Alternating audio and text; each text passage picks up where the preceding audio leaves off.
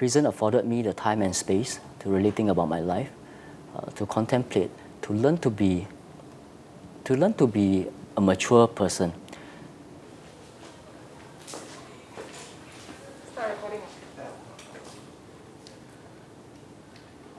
Later on, when you were in prison, you also studied, right? You studied Yes. for your A-levels, in fact. Correct. And were there any challenges, in while studying in prison? Is there anything you felt that was particularly difficult for you? Writing and also speaking English. Before I went to prison school, there was no writing material.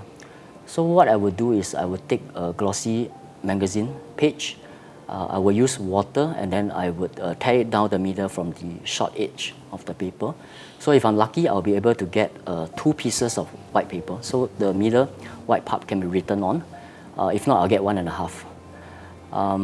So that's how I got paper. The use of pens is limited time frame, and it's also a shared resource. So I didn't want to offend anybody by hogging it as well. I solved the paper problem when I started to write letters for other inmates. So some inmates, they might be too lazy, or they're just illiterate. So each of us, we got 2 pieces of letter every month. So I would offer my services, and then the more inmates who engage my services, the more papers I would have for writing. They would give you their paper? They will give me their letters to write to whoever they want to write to, their family, their girlfriends, their wife, their children. So I would be their letter writer. So that was a form of It's a win-win for both sides, correct. I see. So I could practice writing, they could have a letter written for them to be sent to their loved ones. Prison school, I imagine, is very, very different from secondary school. Yes. In terms of the process, in terms of the experience. Can you maybe tell us a little bit more about how the process of completing the A-level syllabus is like? Like, for instance, maybe how long did it take you? It took me 9 months to do the A-level. So in prison, you can study from primary 1 onwards, all the way to A-levels. Not a lot of resources were devoted to A-level, but a lot of prison resources were devoted to N and O, because I think the philosophy was that you try to give inmates a basic education. And I think the principal was hesitant because he didn't think that I could take it in 9 months, not having done my O and N throughout my prison stay.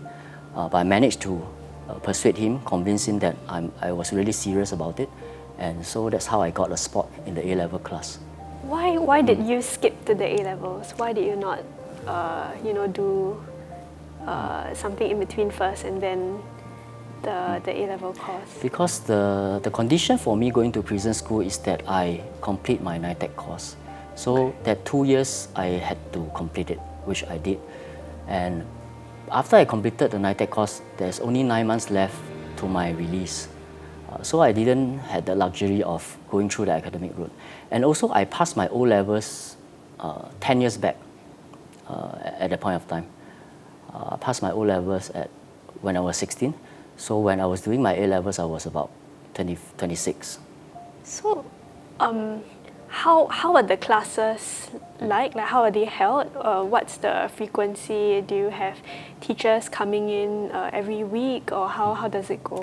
For the N and O level, it is very similar to mainstream school.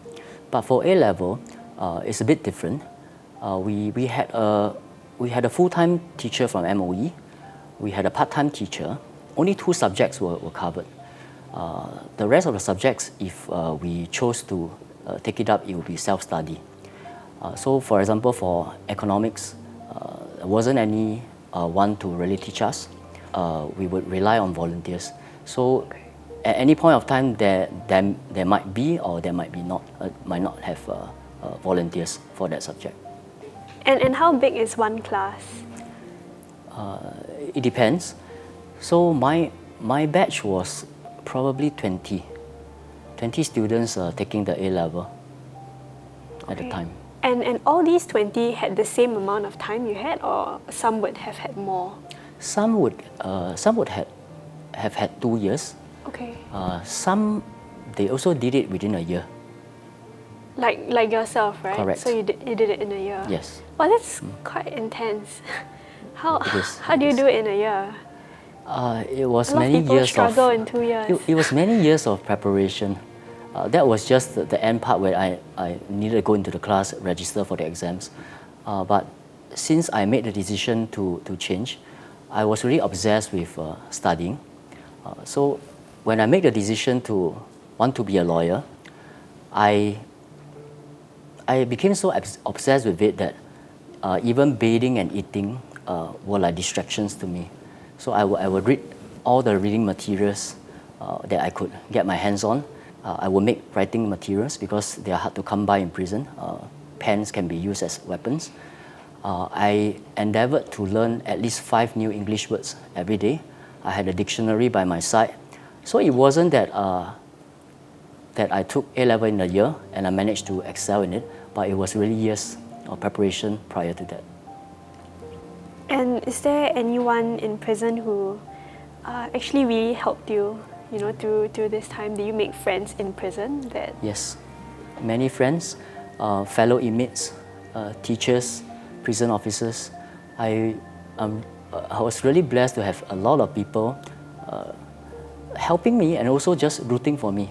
Yeah. When I was offered a place to read law in NUS, a lot of well-meaning people actually dissuaded me from doing it. They said things like, why set myself up for disappointment? Even a lawyer who was a volunteer in one of a religious group told me that it was impossible. Read the Legal Profession Act.